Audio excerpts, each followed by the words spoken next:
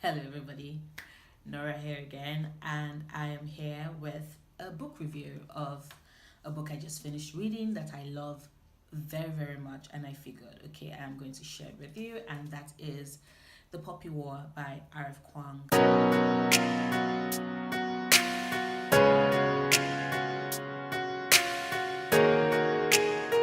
Now, to understand a bit of a background as to this book before I go into like my review of it, apologies ahead of time. It might be a bit spoilery.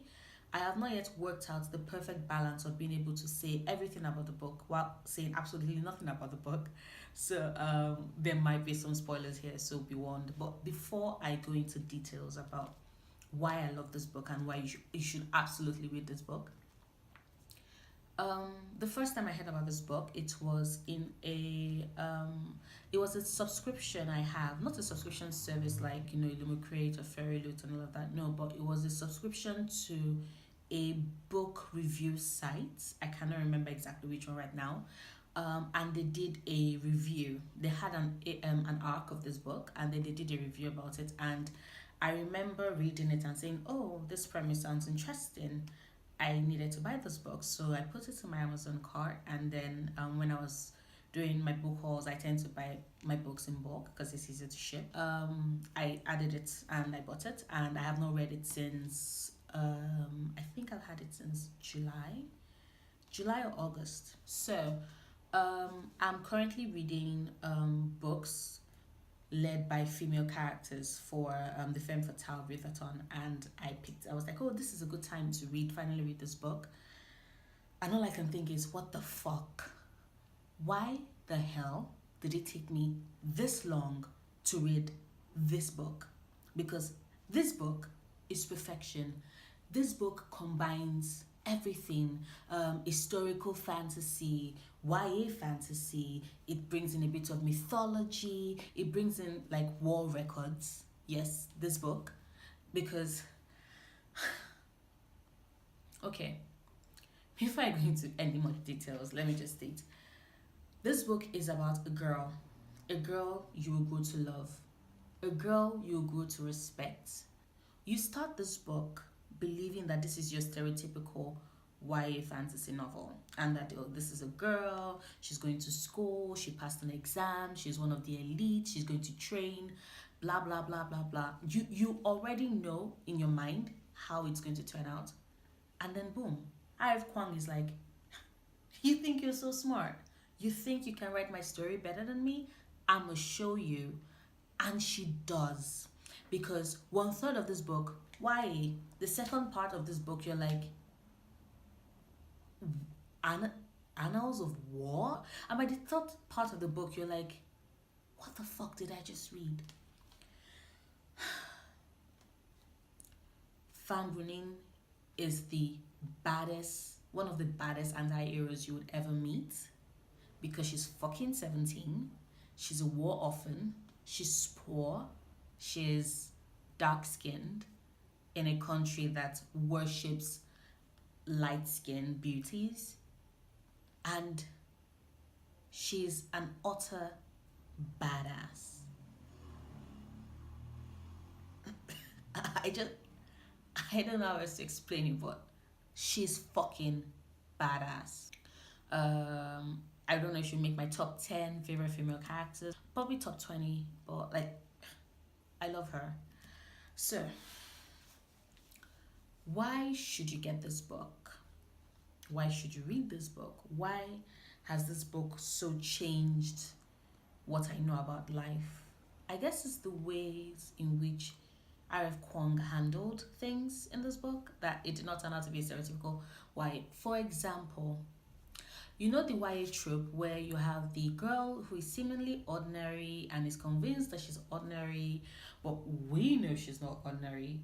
The boys that are looking at her know that she's not ordinary. The girls who are jealous of her know that she's not ordinary. But the girl is just like, oh my god, I'm such a plain Jane. Who would love me? And then you find like 5 boys fighting over her ass. And like, Fang Runing is not ugly, but she's not pretty either. And this book will consider, like, there's a part where Kite tells her that, oh, she's not pretty like the others. And I was like, Bless. Bless. Finally, she's a plain Jane, but she's really strong and she's really smart and she's really ruthless and she can be really bloodthirsty. But when you get to that point, when you see that part of her, you would understand how she arrived at that point. So yes, that's one thing. The themes in this book deals with such heavy themes that I was shocked. I did not expect it. I signed up for a light read and then they gave me a dark fantasy and I'm just like, what the heck? Because it's based off of a real life event. It's based off of the Sino-Japanese war, and the depiction of war in this text is so real and so vivid that the bile would actually gather at the back of your throat. And all you can think is, what the fuck? What the actual fuck? This book deals with war. If you haven't figured that out yet, because I've said it like 10 times. But this book deals with war and it does not treat it like something easy. It does not treat it as something that is easily conquered or won. It tells you about the sacrifices that goes in play in like ending a war. It tells you about the lives that are lost. It tells you about the people that are changed. This book is about how war changes people.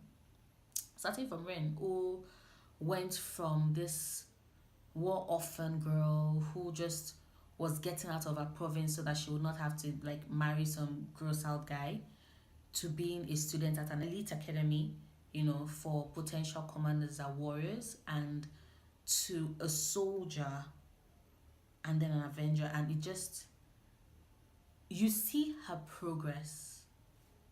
And every single time when she had the opportunity to make a different choice, a choice that might not lead her to the person she eventually became, you would see what options are available to her and you would understand why she took the choice she made.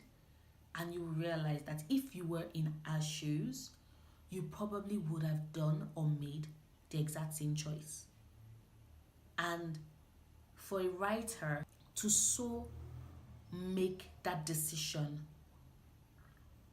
so vivid and real, it's remarkable. Because you're with Rin every step of the way. And when she arrives at that final conclusion, you have nothing but you just stand there and you're awed, like, wow, she really did that. I understand why she did that.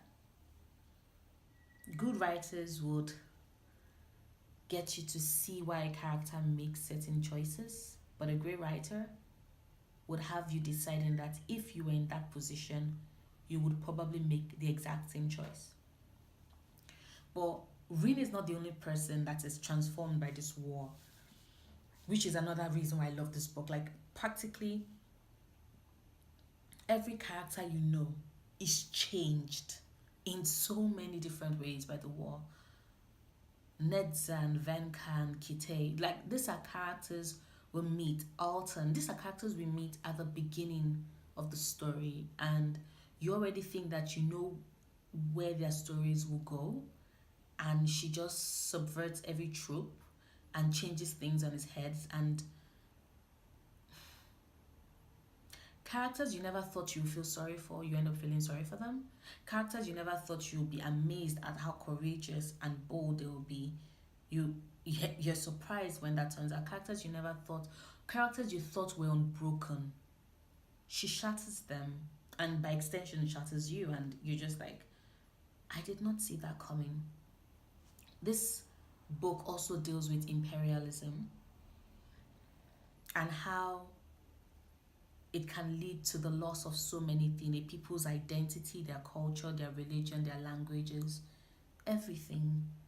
Because you see, this is a story of the Nikaran Empire, but before it became the Nikaran Empire, they were just a group of tribes. And then one monarch, in his thirst for absolute power, in his thirst to expand the boundaries of his kingdom, destroyed Nikara's old gods. And it is the repercussions of that that you see consistently through this book. Like, this happened ages ago, but they're still feeling those ripple effects. And when you apply that to present day and how colonialism, and the slave trade, and white imperialism contributed in the erasure of so many indigenous tribes. And when I say the erasure, I don't just mean that maybe they killed, all the people there. No, but wiping out the languages of people, for example, is a form of death. Depriving them of their culture is a form of death. Depriving them of their religion, of the gods that they hold sacred and dear, it's a form of death. And imperialism has done that. And this book also, considering the fact that, like I said, it's based off of the Sino-Japanese war, you realize that people that look like you can sometimes cause such great damages. Because the imperialism in this book was not just about the old Nikara emperor, but also Mugen. Mugen, the territory that is insistent on expanding beyond all boundaries and will take no prisoners to get what it wants. That old belief that those you're going against are less than human, and so you have a divine right to wipe them out. And like I said, when you realize that this is actually based off of real life events, you just sit down and you're like, wow, damn, who would have thought this would be in a YA novel? Another thing that this book deals with so heavily is the fact that the price of power is pain, and also just what are you willing to pay to get power? How far are you willing to go? And I find it fascinating because such questions have always fascinated me. Because you see, it's always easy for people to be outraged by the decisions others make, especially in situations when they're like, how could you do such a thing? How could you be so heartless? How could you be so wicked? How could you be so this? How could you be so that? And this book just proves that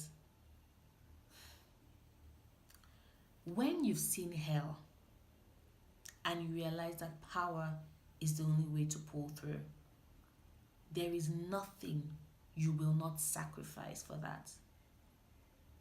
And I know a lot of books deal with this theme, but not a lot of books are willing to go as dark as the Poppy War does. And boy, does this book go dark.